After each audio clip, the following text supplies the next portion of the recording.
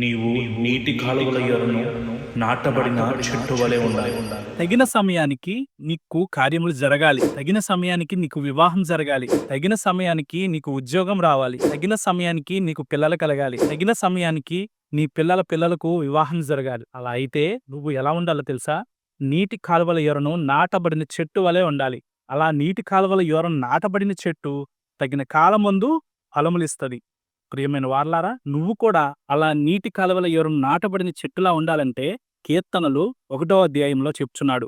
దుష్టుల ఆలోచన చొప్పున నడువక, పాపుల మార్గమున నిలువక, అపహాసకులు కూర్చుండు చోటను కూర్చుండక, యెహోవా ధర్మశాస్త్రమందు ఆనందించుచు దివారాత్రములు దానిని ధ్యానించువాడు ధన్యుడు.